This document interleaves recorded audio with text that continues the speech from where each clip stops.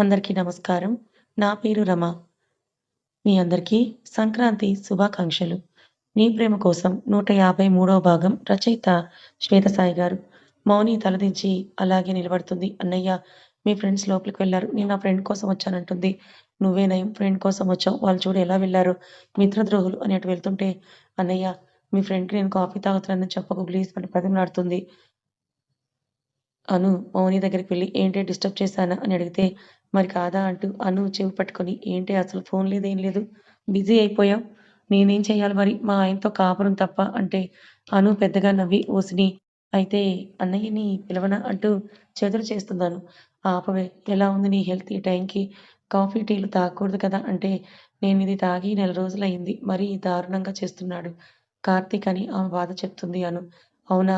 పద వెళ్దామని ఇద్దరూ నడుస్తూ ఆ కాఫీ నచ్చక అక్కడే పెట్టేసి వెళ్తున్నాను. మీకన్నా నా చెల్లెనే రాగానే నన్ను కలిసింది. మీరు ఉన్నారు అని అరుస్తూ వెళ్తాడు మనోహర్ లోపలికి.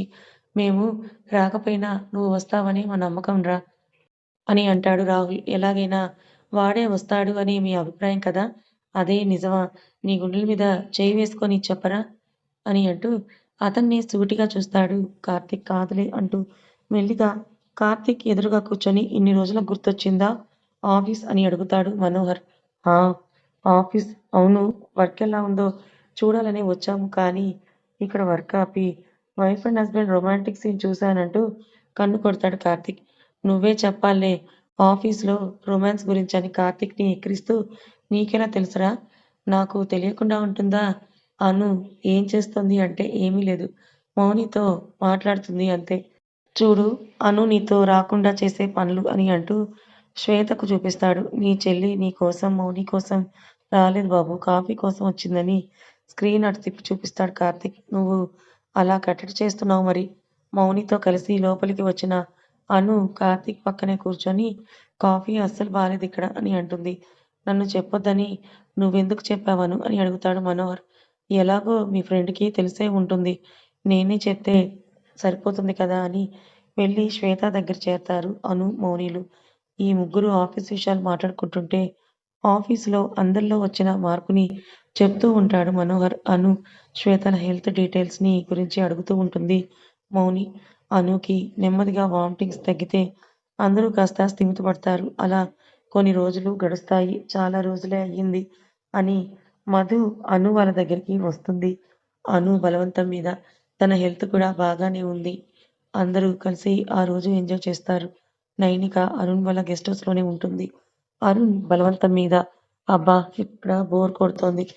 నేను ఆశ్రమంలోనే ఉంటాను పెళ్లిదాకా అని అంటే అస్సలు ఊరుకోనని ఆమెను రెడీ అవ్వమని ఆఫీస్ తీసుకొని వెళ్తాడు. అతను ఫుల్ బిజీ అయి ఆమె ముందు వెడ్డింగ్ కలెక్షన్ అలాగే జ్యువెలరీ, శారీస్ డిజైన్స్ అన్నీ పెట్టి సెలెక్ట్ చేయమని చెప్తాడు. అది చూస్తూ ఇన్ని కొనాలా పెళ్ళికి అని అంటుంది. నా దగ్గర కేవలం 3,00,000 మాత్రమే ఉన్నాయంటూ కంగారుగా అతని ముందుకు వెళ్లి చెప్తుంది. ల్యాప్‌టాప్ టేబుల్ మీద వేసి ఆమెని ఒళ్ళోకి లాక్కొని నిన్నెవరు కొనమన్నారని ఇవి నేను తీసుకుంటానంటాడు. నా పెళ్లి కోసం దాచాను ఆ మనీ అంటే అయితే నాకు ఒక సూట్ కొనివ్వు. నీ కష్టం నాకే కావాలంటాడు. అవునా? నిజంగానా? అని ఆమె సంతోషంగా వెతుకుతూ ఉంటే ఆమెని వెళ్ళనివ్వకుండా పట్టుకొని ముద్దు పెట్టుకుంటాడు. వదలమని తోస్తూ ఉన్న అతన్ని చేతిని పట్టుకొని వెనక్కి మడిచి ఆమె నడుముని పట్టుకొని గిల్లుతాడు. ఆమె ఒక్కసారిగా కదిలేసరికి అతనికి నవ్వొస్తుంది. నెక్స్ట్ డే అనుని హాస్పిటల్‌కి తీసుకొని వెళ్తాడు కార్తీక్. అనుకి స్కానింగ్ చేస్తుంటే కార్తీక్ పక్కనే ఉండి చూస్తూ ఉంటాడు. ఇదిగో మీరే వినండి. మీ బేబీస్ హార్ట్ బీట్ అని ఇద్దరికీ వినిపిస్తుంది ఆ డాక్టర్. అను అయితే అటు చూస్తూ కదులుతూ ఉంటుంది. ఆనందంలో ఆమె కళ్ళు తడిదేరతాయి. అనుని మెల్లిగా లేపి తీసుకొని వచ్చి కూర్చోపెడితే అంతా బాగానే ఉంది కానీ చాలా చాలా జాగ్రత్తగా ఉండాలి. ఇద్దరు కదా! అందుకని అంటారు ఆవిడ. అలాగే డాక్టర్ అని ఏదో అడగాలని అనుకుంటుంటే అది అర్థమైన కార్తీక్ ఏయ్! అని అంటూ ఆమెను కసిరి పద అని అంటాడు. ఏమైందనంటే అది మేము అంటున్నాను చూసి ఆవిడ నవ్వి కుదరదు అను. నీకు ఇద్దరు బేబీస్ ఉన్నారు. చాలా జాగ్రత్తగా ఉండాలి. మీ ఆయన కోసం ఇంతగా ఆలోచిస్తావా నువ్వు? ఏయ్! దూరంగా ఉంటే ఎక్కడ నీకు దక్కకుండా పోతాడేమోనని అనుకుంటున్నావా? ఛ!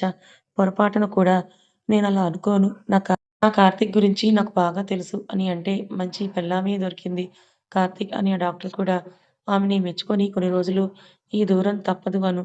అని మెడిసిన్ ఇచ్చి పంపుతుంది. అనుని తీసుకొని ఇంటికి వెళ్తాడు కార్తీక్. నైనికని తీసుకొని షాపింగ్‌కి వెళ్ళిన అరుణ్‌తో లేదు నేను నీకు గుర్తుండిపోయేలాగా తీసుకోవాలి. సో, ఈ సూట్ కాదు రింగ్ తీసుకుంటాను అరుణ్ గారు. ఏది కావాలంటే అదే తీసుకో.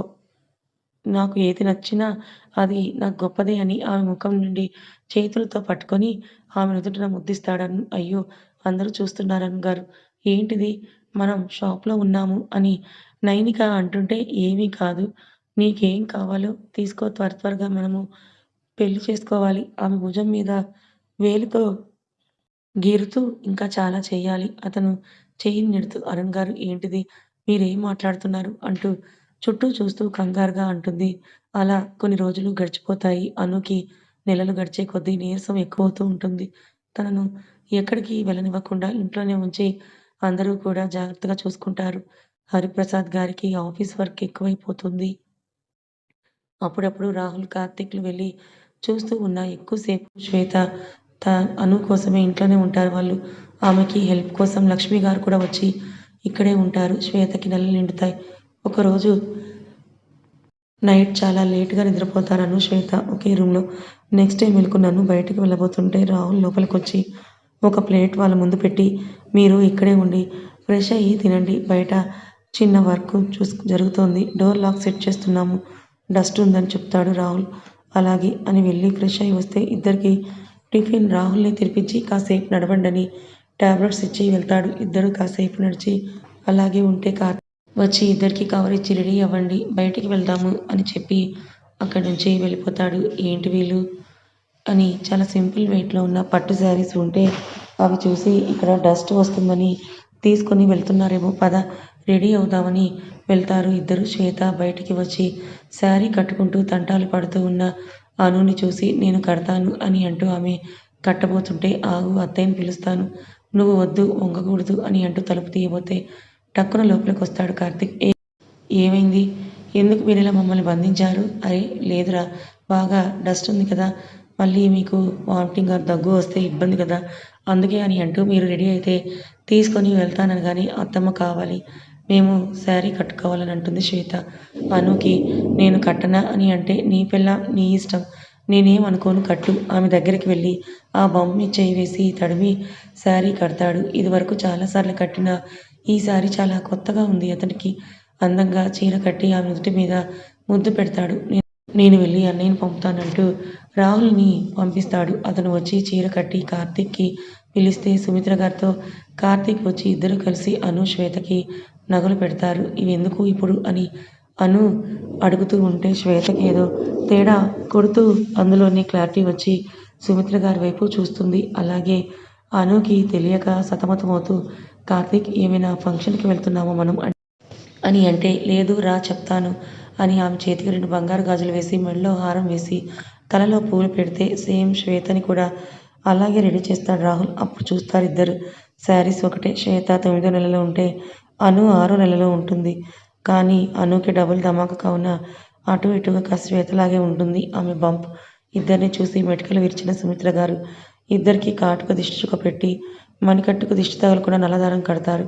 ఇద్దరిని అందంగా రెడీ చేసి బయటికి తీసుకొని వెళ్తారు. వాళ్ళని అలా చూస్తే హరి గారికి, రామూర్తి గారికి చాలా సంతోషంగా ఉంటుంది. ఇద్దరు కోడళ్ళు కూడా ఒకేసారి వారసుల్ని ఇవ్వబోతున్నారు అని ఆయన సంతోషపడతారు. ఎదురుగా ఉన్న ఏర్పాట్లన్నీ చూసిన తర్వాత అను, శ్వేత స్టన్ అవుతారు. ఇద్దరికీ ఒకేసారి శ్రీమంతం చేయాలని కార్తీక్, రాహుల్ అందరూ కూడా డిసైడ్ అవుతారు. నీరసం మీద ఉన్న ఇద్దరు వాటి గురించి అస్సలు ఆలోచించరు. ఇద్దరికీ బంగారపు అంచు ఉన్న ఎరుపు రంగు చీరలో ముత్యపు కళ్ళకి కాటుక పెట్టి గుండెలను దాటిన హారాలతో మల్లెల వాసన అందరూ ముక్కుని తాకేలా పూలు అలంకరించి నడుముకి వడ్డానంతో అందరి కన్నులని కనువిందు చేస్తారు. సుమిత్ర గారు ఇద్దరు కోడళ్ళు మన కార్తీక్, రాహుల్ పంచ ప్రాణాలు. అను, శ్వేతలని అందరి ముందు కూర్చోబెడతారు కార్తీక్, రాహుల్ కలిసి. వాళ్ళిద్దరి కళ్ళల్లో ఆనందానికి కొదవలేదు. అలాగే పతి మీద చూపు నిలిపి కళ్ళతో ప్రేమని చూపిస్తూ నోటితో థ్యాంక్స్ చెప్తారు. అనుని చూస్తున్న కార్తీక్ కళ్ళల్లో ఆనందం ఆగనంటూ కన్నీళ్ళ రూపంలో వస్తుంటే సుమిత్ర గారు అతని భుజం మీద చేయి వేస్తారు. అది ఎంతగానో కోరుకున్న క్షణం అమ్మ అని చిన్నగా చెప్తాడు. చాలా సంతోషంగా ఉందిరా. ఇది చూస్తే టక్కున లేచి నీ పక్కకే వస్తుంది. వద్దు దిష్టి తగులుతుంది మీకు అంటారావిడ. అలాగే అని కన్నీళ్ళు తుడుచుకొని ఆమె పక్కకి వస్తుంటే మొదలుపెట్టండి అంటే ముందు కార్తీక్ రాహుల్ని అంటారు అను శ్వేత ఒకేసారి.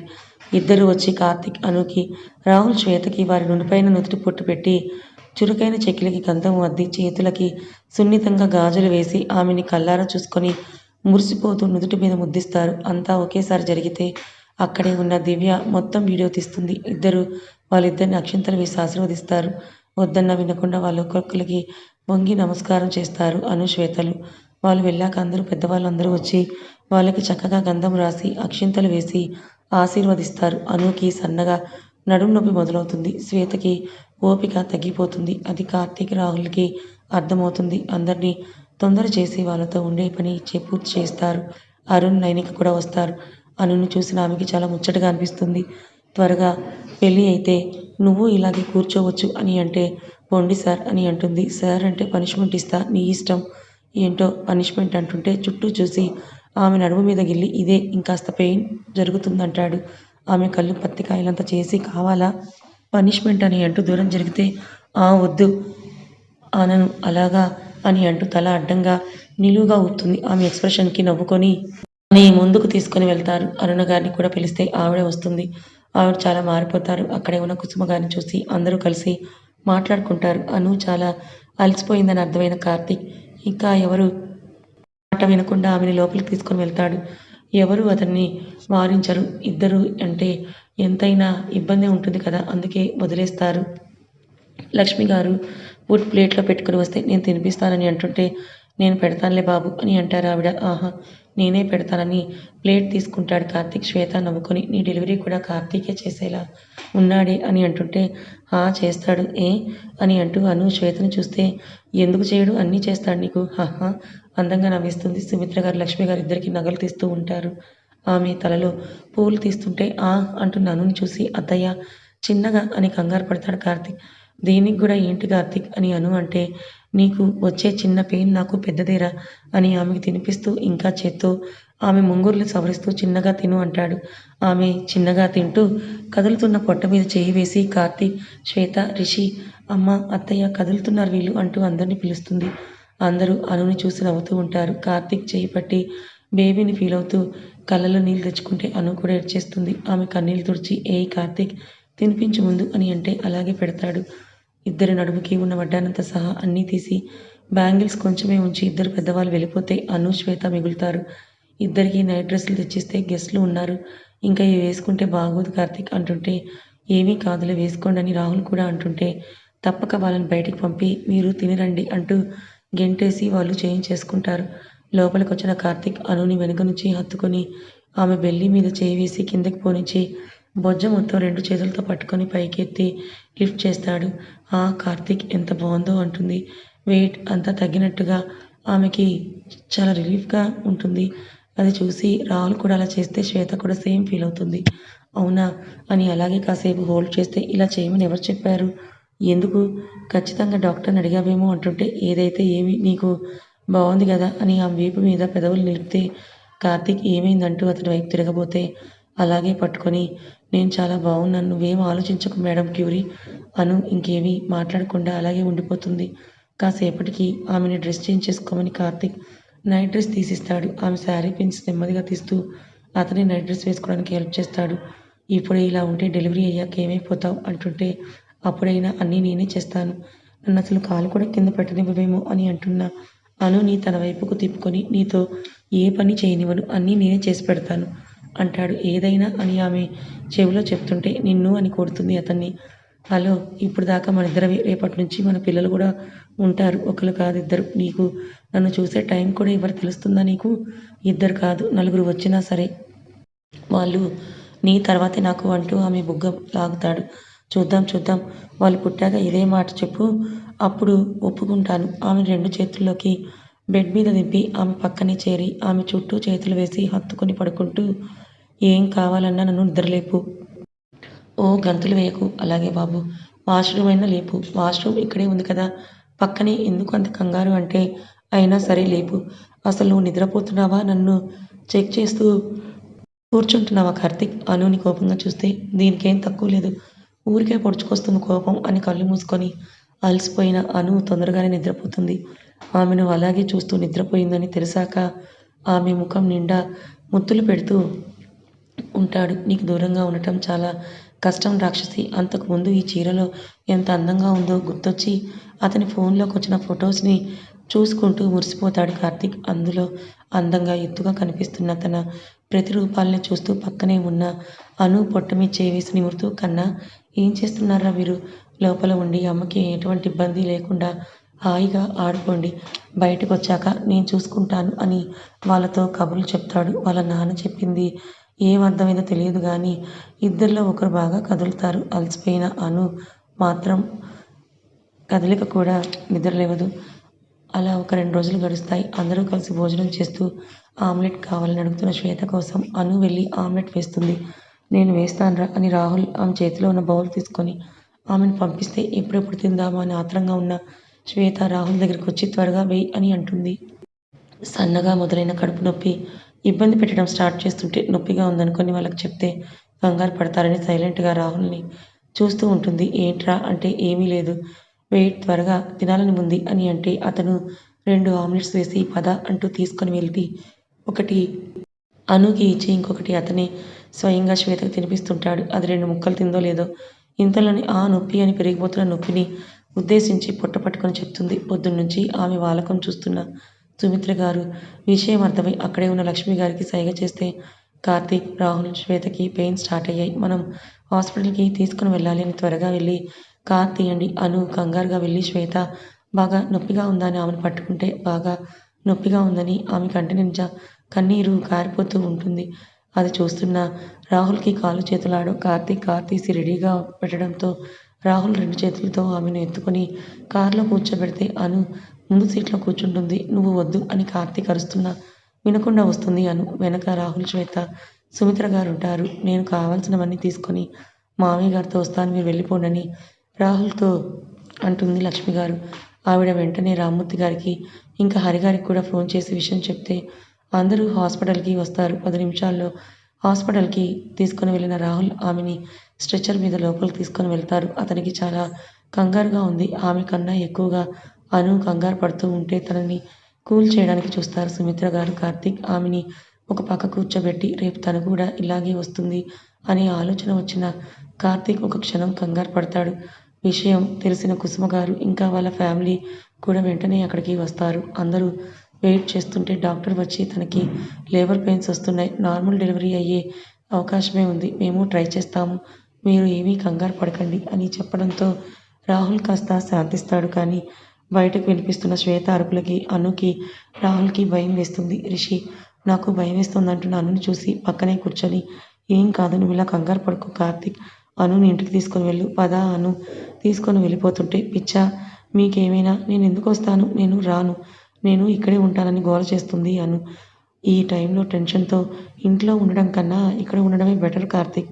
ఉండని అని సుమిత్ర గారు కూడా చెప్తే అలాగే అని అంటారు కార్తీక్, రాహుల్ ఇద్దరు. కాసేపటికి శ్వేత అరుపుల సౌండ్ వినిపించడం ఆగిపోవడంతో అందరూ ఒక్కసారిగా లేచి డోర్ దగ్గరికి వెళ్తారు. అప్పటికే అక్కడికొచ్చిన రామమూర్తి, హరిప్రసాద్ గారు కూడా ఆత్రంగా ముందుకి వస్తారు. నర్సు ఒక బుజ్జి బాబుని తీసుకొని వచ్చి రాహుల్ చేతిలో పెడుతుంది. అంతే.